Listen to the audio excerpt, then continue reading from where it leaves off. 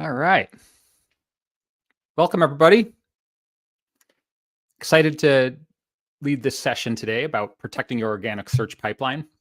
My name is Toby Crines. I founded the Mighty Mo. We do WordPress and SEO. That's it. That's all we've done for 19 years. I shouldn't say that. There was literally a few months back in 2006 where we were doing Flash. And somewhere right in there, maybe even right before, Steve Jobs canceled Flash. And so we stopped doing, and I'm having a audio issue. Great. Um, so thanks for joining us today. Really excited. This session is really geared towards business owners and CEOs and people that are taking a strategic look at their website and SEO and marketing and lead generation. And so I'm hoping that you'll come away with some tools that you can actually action today, whether it's you or someone that you can delegate to. Oftentimes, the stuff that we're talking about doesn't need to be delegated to a highly technical person. It could be a marketer or an intern sometimes. And so just know that what we're talking about is just stuff you can do. And also, it's using tools that are free and probably are already installed on your website, whether you know it or not. So let's get started here. Step one. So I should say, when we take an SEO project, or really any website project, we look to just survey the current landscape. And so I call it identifying the damage. Here, I'm going to make that a little bit bigger. But really what we're talking about is doing a benchmark.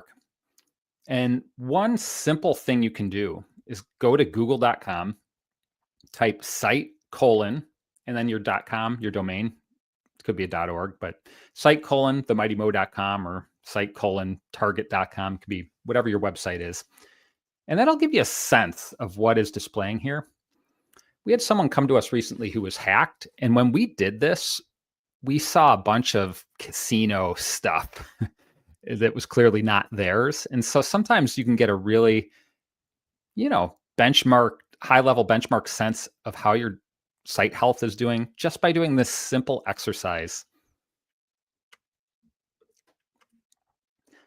There's another tool that you probably already have installed on your site. It's called Google Search Console, and you can find it by going to search.google.com. It's a free tool that Google provides. And what you do is you sign up, you connect it to your website, and they'll even give you really clear instructions on how to connect it. But if you find you need help connecting it, there are lots and lots of people that can help with this. This is a very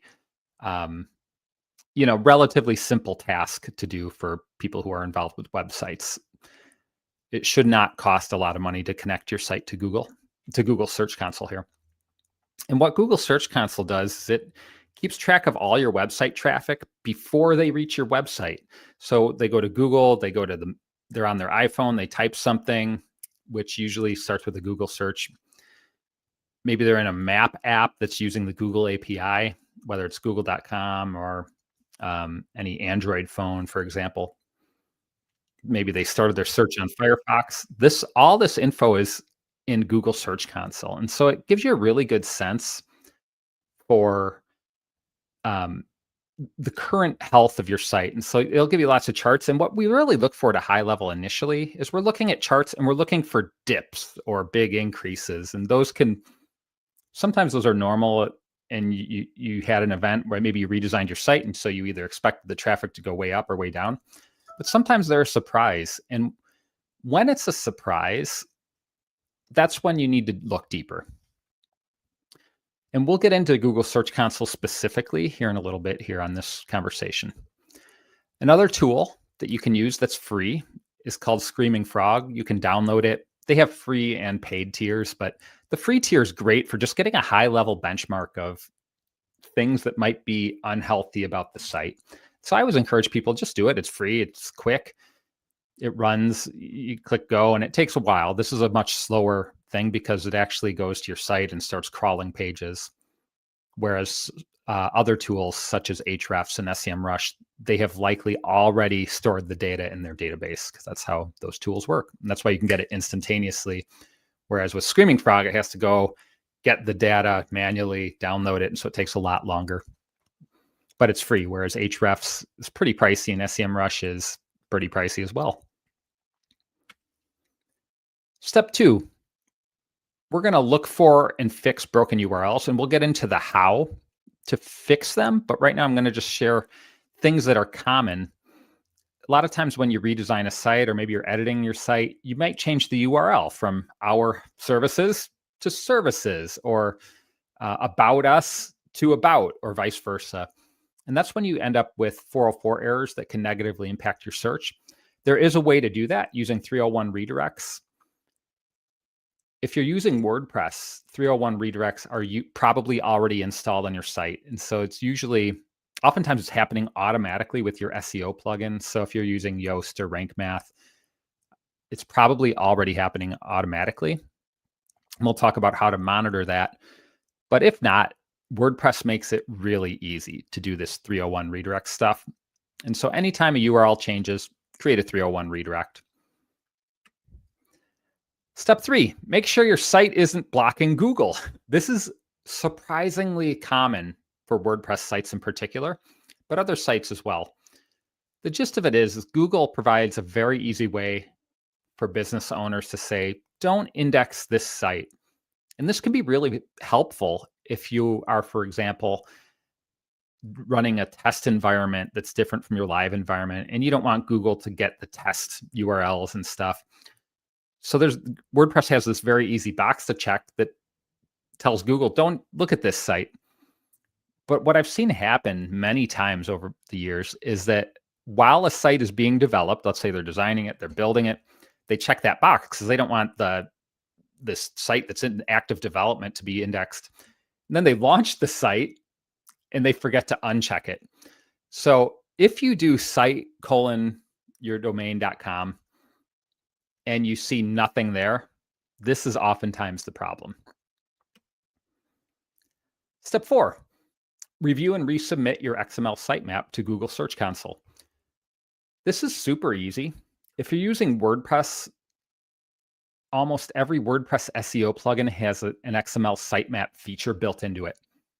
So WordPress makes finding your XML sitemap really easy. Other builders and things might obfuscate it a little bit. Sometimes they don't even provide it. But you can probably generate one yourself, no matter the platform. But this is an argument. Some of these are potentially arguments in favor of WordPress, because WordPress does a lot of this stuff really well and almost out of the box. But Google in Search Console, they make it really easy to resubmit your XML sitemap. All the XML sitemap is a list of things that you want Google to include in their search engine. That's it. And so within WordPress, you can go in and say, I want this, I don't want that, I want this, I want that. Link the images in Google, but don't link the categories, that sort of stuff. Step number 5, remove junk pages from Google search results. You'd be surprised. There's probably pages in Google right now for your site that you don't want in there. A very common culprit is about to, contact us -2, where like maybe there were 2 contact page, like one page was being developed to kind of maybe it's usually not for a campaign. Usually there's testing some contact form, so they build a second page, but they never deleted the original page. So in that case, you would want to both delete it from the site, but also go to Google Search Console, and click the removals button over here, click new request, and then you can just paste the URL in there and Google will remove that. And then when you do that, you will also want to go back, regenerate your sitemap, resubmit your sitemap. So a little extra work there, but pretty straightforward. Definitely anyone can do it. Step number 6, find and fix infinite redirect loops and other errors. So Google Search Console provides a list of potential issues to fix. And this is great because what they're telling you is, hey, you might have problems here being indexed. And so if you're wondering why you're not being found, this might be why. One thing to note about this is oftentimes you don't want to fix these errors. There might be real strategic reasons why not. For example, 404 errors oftentimes are caused by bots who are just searching the web, and sometimes they're bad bots that are looking for vulnerabilities. And so oftentimes we'll find this number is extremely high in the thousands or tens of thousands, where, if you have a very popular site, you're going to have tons of 404 not founds because bots, generally speaking. But sometimes there's a page that you find in here where you're like, oh, we linked to that page from a newsletter and then we moved it. And so, like, let's say you did change your contact to contact us. That might be in here, the old contact, and that might be valuable information for you to have. And then you can create the redirect. So there's lots of great info in here, and I do encourage you to click around and look for anything that looks out of place. I want to also add an asterisk. Each time you create a 301 redirect, you're creating overhead that can cause problems in the future or even today. A very common example of this is, let's say you changed your contact us page from contact to contact us. And so you created that 301 redirect. And then you, at some point, 3 years down the road, you change it from contact us to get a quote. And so now you have contact redirecting to contact us, redirecting to get a quote. And so you're chaining these redirects, and that's never good. And so part of the job of a good tech SEO is to figure out where those redirect chains are happening, fix them. Basically, then you would go back to that old one and redirect it to the new one so it routes around the middle one. Thankfully, there are great tools that can help with this. There's a WordPress plugin, for example, called Broken Link Checker. It's free. You can use it. There are other WordPress plugins that can help with this. Also, Ahrefs and SEMrush and Screaming Frog all have tools to kind of help with this, but those cost money usually to get to that depth. The next thing, I always think with websites, it's a marketing channel. And part of marketing is getting the traffic. So that's kind of just lead gen to the site, and then converting that lead into an email address or phone number that you can contact. And so this step number 7 sits in the middle. It's the idea someone searches for your service and you show up in Google. And the question is, does the text that's showing up in Google lead to them to click on it? And so when people talk about SEO meta tags, that's what they're talking about. So in this case, this example, you search for WordPress consultant in Minneapolis, you see our website. First of all, I'm looking at the URL. This seems about right. The URL is mightymo.com/WordPress support Minneapolis. However, I might look at that and say, maybe I should change this to the mightymo.com/WordPress consultant Minneapolis. Similar here, this title of this page, I might consider changing that to WordPress consultant in Minneapolis. And then down here, similar with the text. The text is all focused on support, but maybe my keyword is consultant. And this is where you want to think about SEO strategy, because it might be that support gets more traffic or maybe consultant gets more traffic. And so you'll want to really dig into the data and figure that out. But the bottom line is you want to make sure that you're looking at this as a conversion opportunity. Effectively, not exactly, but you want it to be, I don't want to say sales copy, but convincing. You want to match the search intent with the stuff that's there. So for example, in this case, let's say someone searched for WordPress consultant in Minneapolis and they saw this, they go, I don't need WordPress support. What I need is a WordPress consultant. Even though we do consulting, in fact, it's one of our primary services, they might see this and not choose us for that reason, because the intent and what I typed doesn't match exactly. So that's what we're talking about when we're talking conversions on google.com. That's something we encourage you to look at. And I think, by the way, I think we've already addressed this specific one. And so this is advice that we proactively seek these opportunities to, just create better alignment and better conversion percentages when people search us.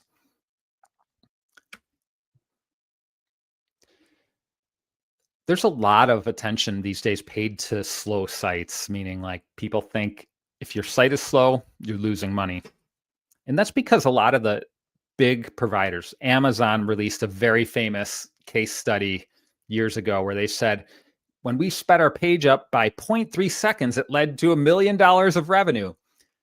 The reality is that your conversions in that sense are not going to suffer hugely if you're a small business or a boutique consulting firm, but it could very well if you're Target or Best Buy or Amazon or Walmart. But you should still aim at minimum. I mean, our target is always to get in the 90s in Google page speed. By the way, Google Page Speed is a free tool Google provides where you can get just a rough benchmark of what Google thinks your page speed is, good or bad. And so the higher the better. 100 is the tops. And so Google only measures, they've stated they only measure or they only count, or what they said is the mobile page speed is disproportionately more valuable to them than the desktop page speed. So we generally focus primarily on the mobile page speed, which is harder to score higher on. Lots of things can slow down your site. At the core, the technology used to build the site can slow it down. And that's also going to be the hardest to fix. And so, for example, when we're having design and build conversations with our clients, we ask really upfront, honest questions about how important is speed. Because there's always going to be a trade-off between the ability to drag and drop and edit something and speed. The more functionality you have to drag and drop and add features, the slower the site will be, generally speaking. And so that's a conversation we have with our clients. Some people have big, large uncompressed images, big videos. That's what we mean by heavy media. If you have big files, that's going to slow down your site. Too many scripts. And this means this could be as simple as like a slider is a slider necessary? That might be adding 5 or reducing your page speed by 5 points. And you go, is it worth it? Maybe it is. Maybe it's not. Lack of optimization. This is caching, minification, lazy loading, CDN. This stuff is not easy, by the way. Once you get into the too many scripts and bloated page builders, lack of optimization, odds are you're going to have to hire a professional to help with this. And even for professionals, you probably want a specialist. It's just not easy to speed up sites. Things you can do, though, especially if you're in WordPress, WordPress makes a lot of the basic optimizations easy. Heavy media is an easier one, more straightforward one to fix. WordPress, for example, has numerous plugins that allow you to compress images and videos. You could load your videos on YouTube rather than loading them from your server, for example. That will probably help page speed. Caching. Most WordPress sites run caching. Some run lazy loading. Some have a CDN and minification. But again, once you reach this point, your return for your time might seriously be reduced and you might make it worse. And so definitely do the compressing images and videos and loading videos on YouTube or Vimeo or whatever. But when you get the caching and lazy loading, you could spend, I should say, even the pros spend hours just on this step with caching, lazy loading, CDN, minification. And each site's different because each site has different plugins, different server technology. Step 9. We spoke about this a little bit, but I really feel strongly that the goal of 99.99% of websites is conversions. They're set up to convince someone to take action on the site. And so that could be, we have a client that wants people to download his PDFs and he's giving them away for free. But the question is, how do we get visitors to do that? So you've done the hard work. You've figured out the keywords you want to rank for on Google. Maybe you've paid an SEO person to figure that out for you. Maybe you've paid an SEO person to speed up your site. Maybe you've paid somebody to design a beautiful site. And so you have all the tools there. And the question is, when they get there, do they do the thing you need them to do? Whether that's buying a product, downloading your case study, filling out the contact form, whatever that thing is, have you made it easy for them? Have you made it impossible to ignore it at that point? And so we always recommend, even after you've done all this, keep your eye on the prize. And the prize is conversions. And we help a lot of our clients when they get to the end in our budgets for sites. We usually recommend a budget to re-optimize the site. And by that, I mean usually content. Like we think through, okay, let's, after a month after it's live, let's review the Google Analytics and Google Search Console and figure out what people are actually doing on the site. Are they, and what our conversion rate is. So you will want to, when you build a site, or even if you have a site, you can add conversions as a metric in Google Analytics. It's a manual thing you need to do, but I highly recommend you do it, because then you'll have a target that you can aim at and improve upon. I always think about conversions, and this is, people get, it's like a missed opportunity for a lot of people. It's really easy, and this is where it gets tricky, because a lot of your stakeholders, as soon as you talk about numbers on the site, they're going to ask, how many people went to the site? And you're going to tell them, and Google Analytics has that number. And let's say you're getting, I don't know, let's say 10,000 people visited in a month. And maybe the next month you had 20,000 people. And you can tell your stakeholders, we doubled the traffic to the site. And let's say, conversely, you were measuring conversions. And so let's say the first 10,000 people that visited the site, you had 5 conversions. 5 people filled out the form. Now you have 5 leads, and your sales team can follow up. You get 20,000. Now you have 10 leads. But what if, this is where it gets tricky, because it's expensive to double your traffic. You can do it through ads. You can do it through SEO campaigns. But what if the answer was changing the text in the header of the page so that they clicked on the right thing?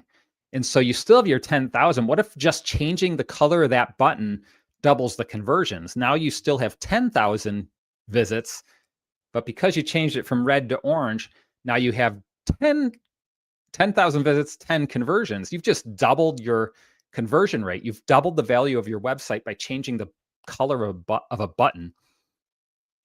And this is the sort of thing, when I think of re-optimizing, that's what I'm after. I'm after, how can we increase the leads by a percentage without a lot of investment? And oftentimes it takes a little bit of looking at data, and also just thinking like a human and conversing about, what might somebody who lands on our page want to see? Finally, ask questions. Step number 10. I always think there's lots of professional communities out there. They're on LinkedIn, Meetup, Facebook, Twitter, YouTube, you name it, they exist. Ask questions, ask honest questions. If you don't feel dumb, I always think people want to help in the world. So ask those questions. Speaking of which, you can always DM me. I'm on LinkedIn pretty much every day. You can email me if you want. You can go to themightymo.com, check out what we have. If you want to learn more about what we do, we also have a blog where we offer tips and tricks about WordPress and SEO. We have a newsletter here on LinkedIn where we're just sharing information, sharing learnings that we have. Oftentimes my posts on LinkedIn are all about learnings that I'm experiencing. For example, about a month ago, I had a series of posts about a DDoS, a distributed denial of service attack that one of our clients was facing. And I was sharing metrics. We had 100 million spam visits in this last 24 hours, that sort of thing. And so oftentimes you can learn a bit from those just from reading them. It was a quick series of posts where I'm like, now it's at 100 million. Now it's at 200 million. So it's just another place to go for information. But thanks again. Really glad you're here. If you have any questions, you can DM me, you can email me, call me. Thank you so much.